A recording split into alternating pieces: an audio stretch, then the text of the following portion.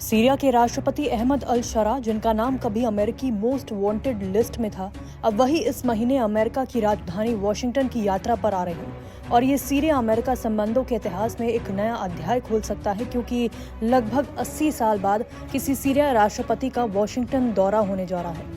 अमेरिकी राष्ट्रपति Donald Trump और सीरिया राष्ट्रपति अहमद अल शरा की मुलाकात की तारीख अभी तय नहीं है, लेकिन ऐसा माना जा रहा है कि ट्रंप और अल शरा 10 नवंबर को मिल सकते हैं। सीरिया के विदेश मंत्री असाद अल शैबानी ने इसे नई शुरुआत बताया, जो दोनों देशों के रिश्ते को एक नई दिशा देगी। शैबानी ने कहा कि हम बीते गिले शिकवे भुलाकर भविष्य की ओर देखना चाहते हैं।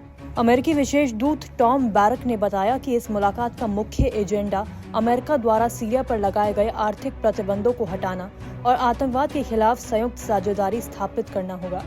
अल शरा अमेरिका की अगुवाई वाले अंतर्राष्ट्रीय गठबंधन में शामिल होने के लिए एक समझौते पर हस्ताक्षर करेंगे। ये गठबंधन ISIS और ISIL जैसे संगठनों के खिलाफ काम करता है। दरअसल अल शरा पिछले कुछ महीनों से सीरिया की छवि बदलने की कोशिश कर रहे हैं। दिसंबर 2024 में उन्होंने बशर अल असद से सत्ता संभाली थी और तब से वो ऐसे देशों से रिश्ते सुधारने की कोशिश में हैं जिन्होंने असद के शासन के दौरान सीरिया से दूरी बना ली थी। अहमद अल शरा की कूटनीतिक यात्रा की बात करें तो उन्होंने इसकी शुरुआत मई 2025 में की थी, जब उन्होंने सऊदी अरब में ट्रंप से मुलाकात की। ये मुलाकात 25 साल बाद किसी सीरियाई और अमेरिकी राष्ट्रपति के बीच हुई थी।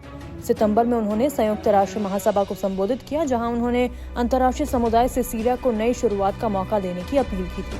आपको बता दें कि 2003 में जब अमेरिका ने इराक पर हमला किया था, तब अल शरा अल कायदा से जुड़ गए और अमेरिकी सेनाओं के खिलाफ लड़े। बाद में वो पकड़े गए और अबू गरीब जेल में कैद रहे। जेल से रिहा होने के बाद उन्होंने सीरिया लौटकर अबू मोहम्मद अल जोलानी के नाम से एक विद्रोही संगठन बनाया, जिसने बशर अल असद की सरकार के खिलाफ मोर्चा खोला। 2016 में उन्होंने अल कायदा से नाता तोड़ लिया और धीरे धीरे सीरिया जनता का समर्थन हासिल किया।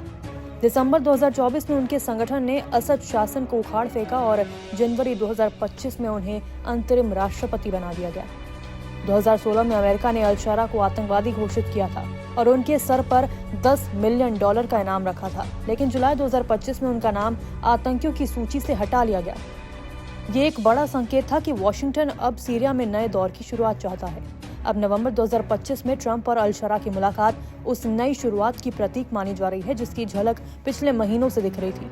अगर ये बैठक सफल रहती है तो सीरिया और अमेरिका के बीच न केवल आर्थिक सहयोग बढ़ेगा, बल्कि मध्य पूर्व में अस्थिरता कम करने की दिशा में भी बड़ा कदम साबित हो सकता है।